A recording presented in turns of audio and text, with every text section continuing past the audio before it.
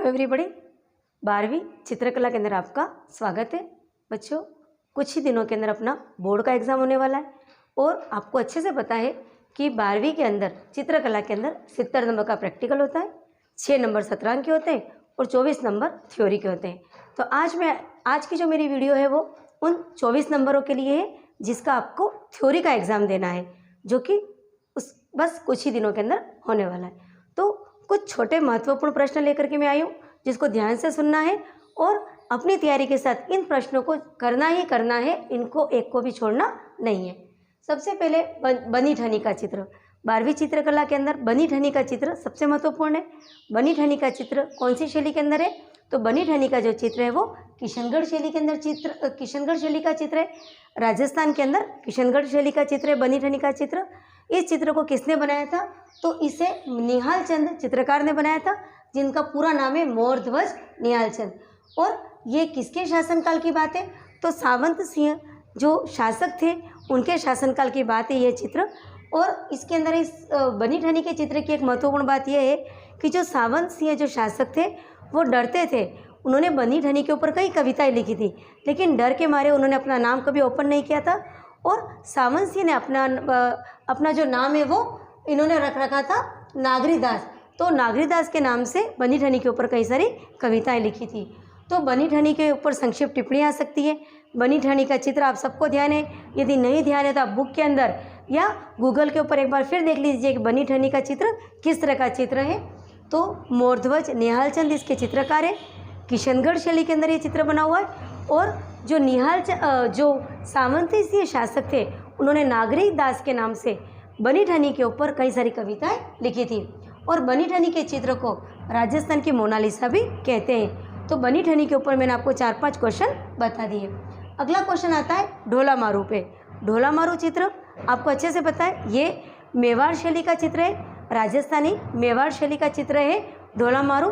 Tempera तकनीक से बनाया गया है और कागज़ के ऊपर जल रंगों का प्रयोग किया गया है इसके अंदर। ढोला मारू में ढोला एक प्रेमी है, मारू उसकी प्रेमिका है। ऐसा इसके पीछे कहानी भी है कि राणा प्रताप के शासक के अंदर तो ये चित्र बनाया गया था, लेकिन इसके अंदर ऐसी कहानी है कि जब ढोला 2.5 वर्ष का था और मारू 1.5 वर्ष की थी, और दोनों अलग अलग राज्य के राजकुमार राजकुमारियाँ थे और उनके माँ बाप एक बार पुष्कर के अंदर मिले थे, वहीं पर उनका विवाह हुआ था। लेकिन विवाह के बाद दोनों अपने अपने राज्य में चले गए। कई वर्षों तक ढोला मारू को लेने नहीं आया। उसके बाद जब ढोलो को पता चला कि बचपन में मारू के साथ उसका विवाह हुआ था, तो वह ऊँट के ऊपर बैठ करके और उसको लेने गया और वहाँ से लाया था। तो ढोला मारू रेगिस्तान के अंदर ऊँट के ऊपर ढोला अपनी प्रेमिका मारू को लेकर के जा रहा है, उसका चित्र है।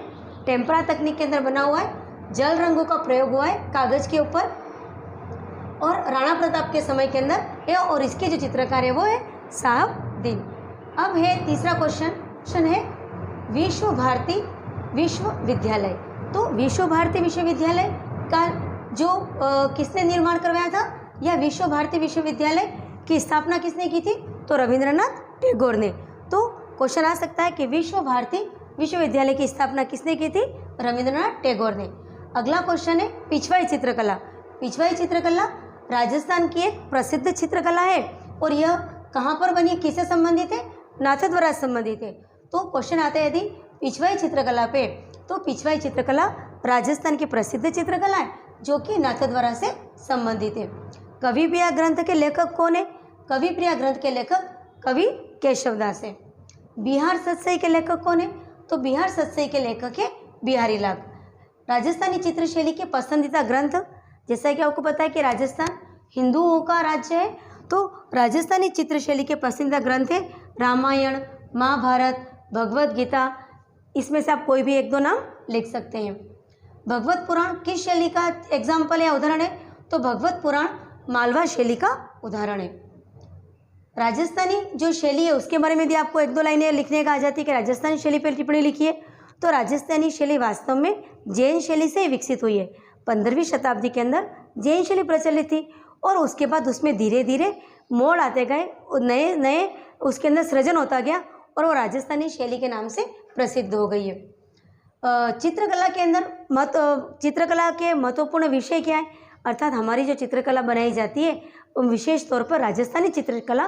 तो राजस्थानी चित्रकला के महत्वपूर्ण विषय क्या है, किन किन विषयों के ऊपर चित्र बनाया जाता है?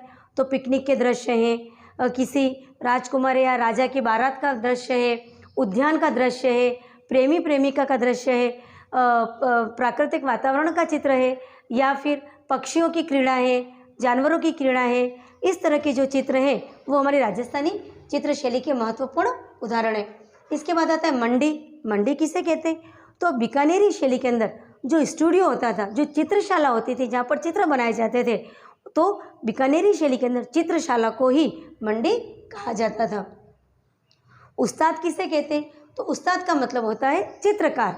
बीकानेरी शैली के अंदर चित्रकार को उस्ताद कहते थे और चित्रशाला को मंडी कहा जाता था। बीजापुर शैली के कोई प्रसिद्ध चित्र या उसका उदाहरण दीजिए।